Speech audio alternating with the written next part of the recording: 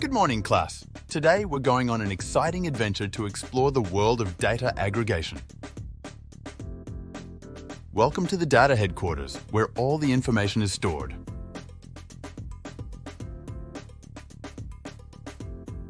But Mr. Jones, what is data aggregation?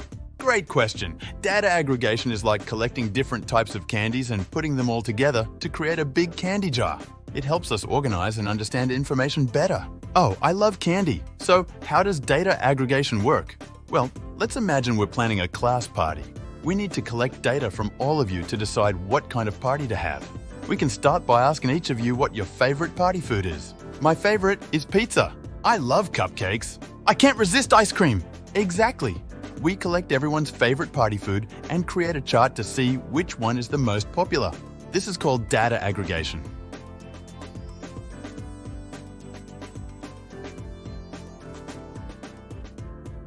Look, here's our chart. We can see that pizza is the most popular party food. Now we know what to order for our class party. That's cool. But can we use data aggregation for other things too? Absolutely. Data aggregation is used in many areas. For example, in sports, we can collect data on how many goals each player scores and create a chart to find the top scorer.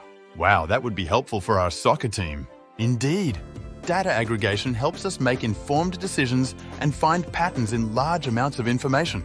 The students return to the computer lab, where they see different types of data being aggregated. Here, we have data on the number of books read by each student in the class.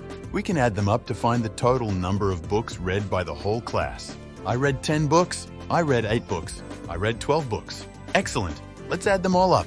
The class has read a total of 30 books. To celebrate our fantastic data adventure, let's enjoy some candy from our data aggregation jar.